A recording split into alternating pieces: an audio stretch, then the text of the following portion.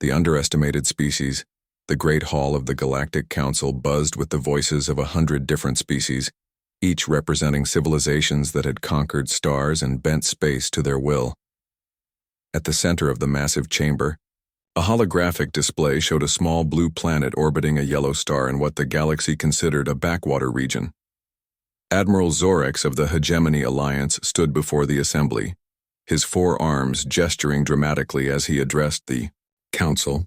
His species, the Vorthak, had dominated this sector for over 3,000 years, and his voice carried the weight of absolute authority.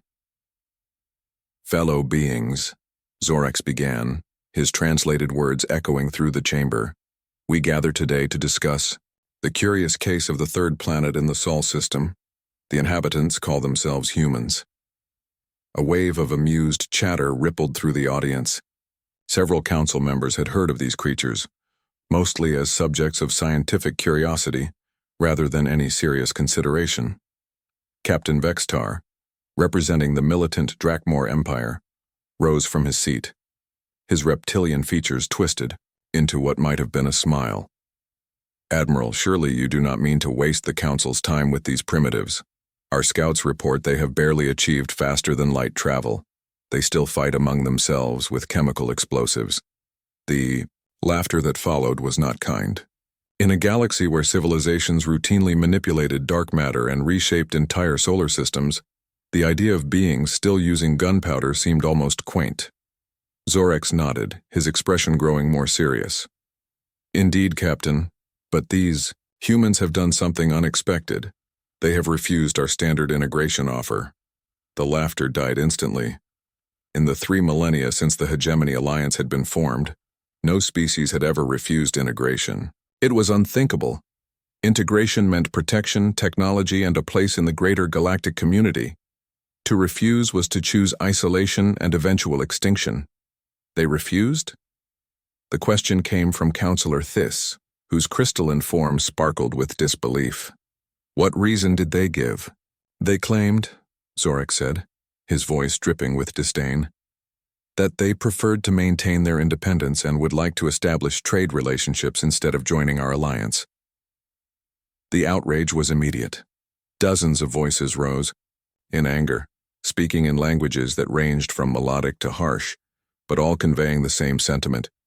How dare these upstart primitives reject the generosity of the galaxy's greatest powers?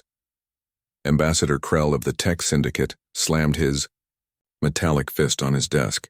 "This is an insult to every civilized species in the galaxy. These humans need to be taught their place." "Agreed," Zorex said, raising his arms for silence. "Which is why I propose we give them one final opportunity to see reason. If they continue to refuse, we will demonstrate why their resistance is futile." Meanwhile, on Earth, Commander Sarah Chen stood in the secure briefing room deep beneath the United Earth Defense Headquarters in Geneva. Around the table sat representatives from every major nation, but politics had been set aside. The message from the stars had changed everything. "The alien transmission was clear," Sarah said, her voice steady despite the magnitude of what she was saying. "We have 30 days to accept their integration terms or face what they call corrective action." President Martinez of the American Federation leaned forward. "What exactly does integration mean?" Dr. Marcus Webb, Earth's leading xenobiologist and the person who had decoded the alien message, cleared his throat. "Based on their communication patterns and what we've observed from their technology, integration appears to mean complete absorption into their political and social structure. We would become a client species providing resources and labor in exchange for their protection." "Slavery with extra steps," muttered Prime Minister Chen of the Pacific Alliance. "Essentially, yes," Sarah confirmed. "But there's something else." Their message contained detailed scans of our military capabilities, our technology level, and our population centers. They know exactly what we have, and they're not impressed. The room fell silent. Everyone present had seen the alien ships that had appeared at the edge of the solar system 3 days ago. Even their smallest vessels dwarfed Earth's most advanced spacecraft. "So what do we do?" asked Chancellor Weber of the European Coalition. "Do we have any choice but to surrender?" Sarah looked around the table, meeting each person's eyes. That depends on how much you trust human ingenuity. She pressed a button, and the room's holographic display activated, showing a complex schematic that few in the room could fully understand. For the past 15 years, since we first detected artificial signals from deep space, a secret international project has been preparing for this moment. We call it the Silent Protocol. Dr. Webb stood and moved to the display. We knew that if we ever encountered a hostile alien civilization, we would be at a severe disadvantage in terms of raw technology. So we focused on what humans do best. Which is, President Martinez asked. We adapt, we improvise, we survive, Sarah said simply. While they were scanning our public technology and our obvious military assets, they missed something crucial. They don't understand human nature. The display changed, showing a network of facilities hidden across the globe. Some were buried under mountains, others disguised as research stations or industrial complexes. Every major power on Earth has contributed to this project, Dr. Webb explained. We've been developing technologies specifically designed to exploit the weaknesses we've observed in alien civilizations that have contacted us. What weaknesses? Chancellor Weber asked skeptically. Sarah smiled for the first time since the meeting began. They're too confident. They see technology as the only measure of a civilization's worth. They've never encountered a species that could think outside their established patterns. She gestured to the display, which now showed detailed schematics of devices that looked unlike anything any human government had publicly acknowledged possessing.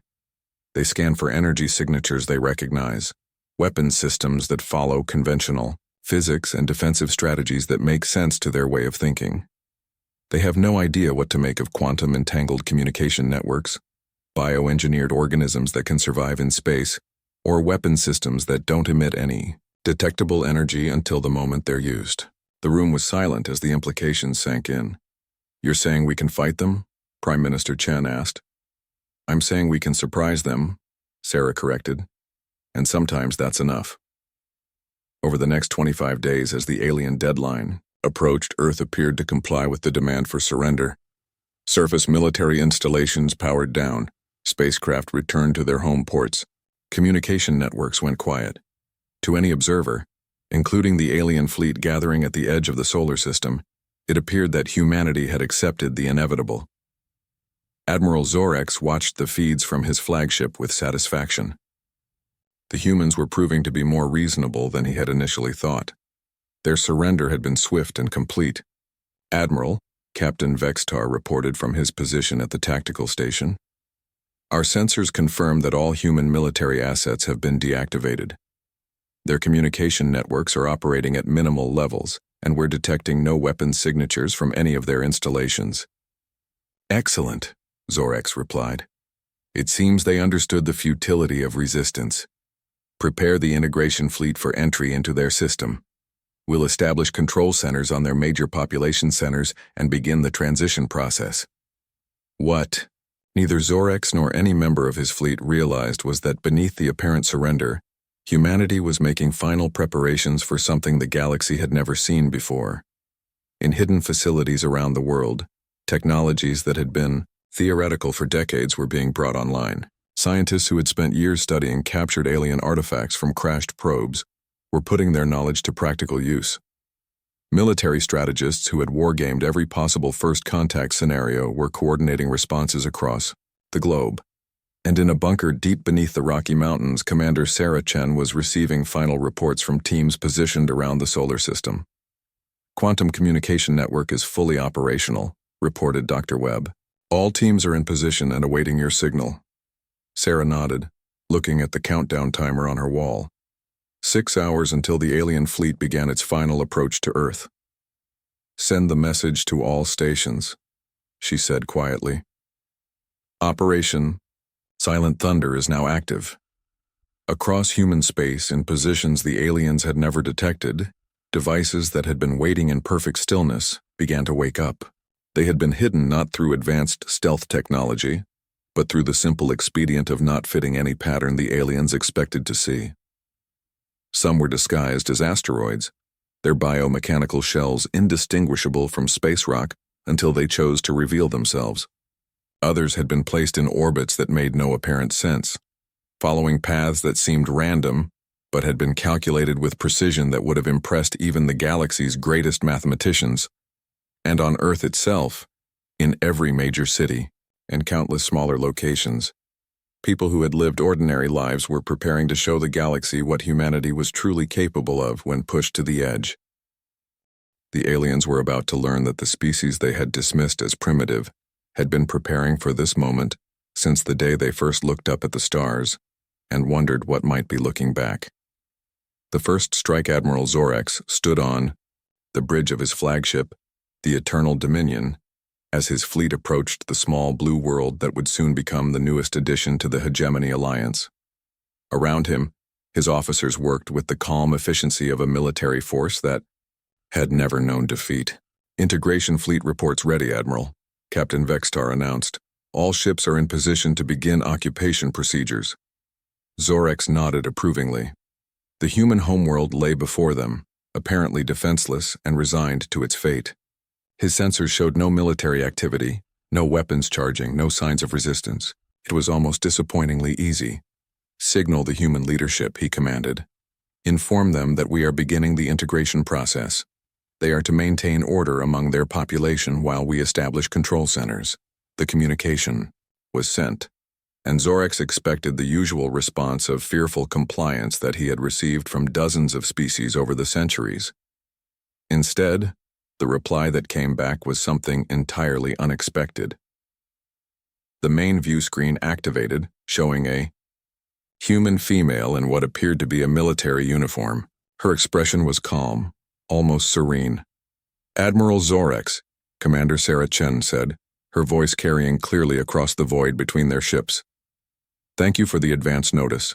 However, I'm afraid there's been a misunderstanding." Zorex's four eyes narrowed. "Explain yourself, human. You seem to believe that we have surrendered," Sarah continued. "We haven't. We've been preparing." Before Zorex could respond, alarms began sounding throughout his ship. His tactical officer, a veteran of 100 campaigns, looked up from his console with an expression of complete bewilderment. "Admiral, I'm detecting massive energy signatures throughout the system. They're coming from positions we never detected any ships or installations." "Impossible," Zorex snarled. "Our sensors would have detected any significant military presence." "You detected what you expected to see," Sarah's voice continued from the view screen. "You scanned for energy signatures that matched your technology, weapon systems that followed your engineering principles, and defensive positions that made sense according to your military doctrine. You never looked for solutions that didn't fit your assumptions." As if responding to her words, the space around the alien fleet began to change. What had appeared to be empty void or random asteroids suddenly revealed themselves to be something else entirely. The first surprise came from what Zorex's fleet had catalogued as a small moon orbiting one of the system's outer planets. The moon suddenly bloomed with light as massive biomechanical systems activated. What emerged from its surface was not a conventional weapon, but something that made the alien computers struggle to classify it. Streams of what appeared to be liquid metal launched from the artificial celestial body, moving at velocities that should have been impossible for any material to maintain cohesion. But these weren't traditional projectiles. They were self-guided, adaptive systems that could analyze their targets and modify their approach in real time. "Evasive maneuvers," Zorex commanded, but his fleet's sophisticated defensive systems were designed to counter energy weapons and conventional projectiles. They had no protocols for dealing with weapons that could think. The liquid metal streams reached the first alien ships and did something unexpected. Instead of exploding on impact, they began to integrate with the ship's hull, creating complex interference patterns that disrupted the vessel's energy systems. Captain Vextar watched his ship's displays with growing alarm. "Admiral, the projectiles are interfacing with our systems. They're not destroying our ships, they're learning from them." Throughout the fleet, similar scenes were playing out. The humans weren't trying to destroy the alien vessels outright. They were studying them, copying their technology and turning their own systems against them. But that was only the beginning. From positions throughout the solar system, devices that had masqueraded as space debris or followed seemingly random orbital patterns began to reveal their true nature. Some deployed massive solar collectors that focused the system's star energy into coherent beams. Others released swarms of microscopic machines that moved through space like living clouds. On Earth itself, the planet's surface began to change. What had appeared to be ordinary cities and industrial centers revealed themselves to be components of a planetary defense grid that had been hidden in plain sight. Dr. Marcus Webb, speaking from his position in the command center, provided commentary that was being broadcast throughout human space and beyond. For 15 years, we've been preparing for this moment, he explained to the galaxy that was watching in stunned amazement. We studied every alien artifact we could find, analyzed every signal from space, and learned from every species that had encountered the Hegemony Alliance. The display behind him showed a real-time tactical overview of the battle, if it could even be called that. The alien fleet, which had seemed overwhelmingly powerful just moments before, was now struggling to understand what was happening to them. We realized early on that we couldn't match your raw technological power, Webb continued. So we focused on developing approaches that your computers and your military doctrines couldn't anticipate or counter. More systems activated around the solar system. Massive structures that had been growing in the asteroid belt for decades revealed themselves to be mining and manufacturing complexes that had been producing materials and devices using techniques that combined human engineering with adapted alien technology.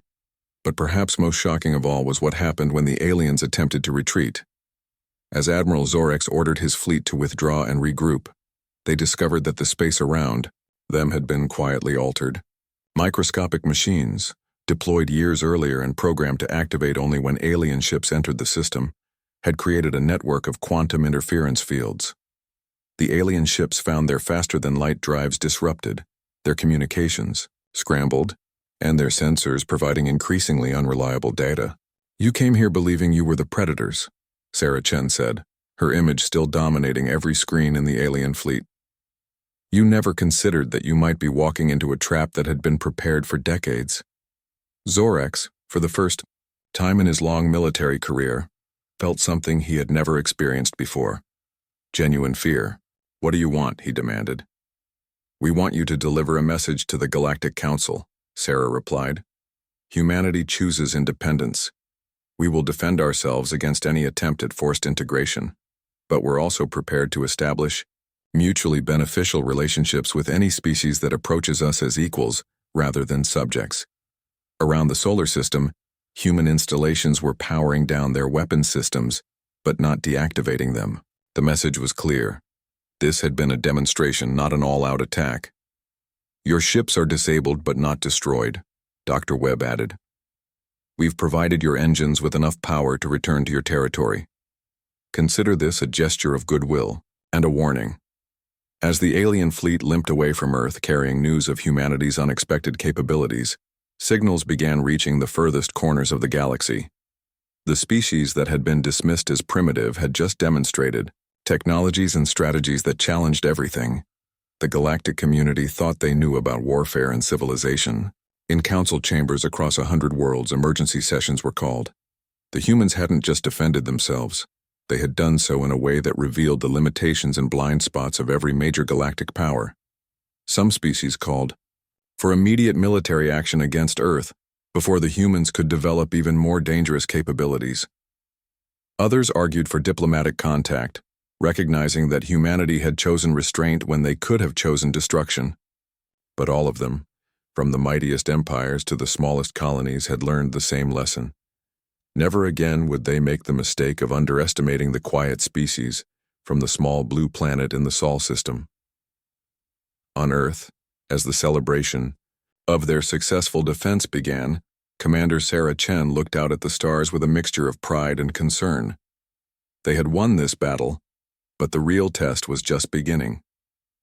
Humanity had announced itself to the galaxy not as a species seeking protection or integration, but as an independent civilization prepared to take its place among the stars on its own terms. The galaxy would never be the same. End of story.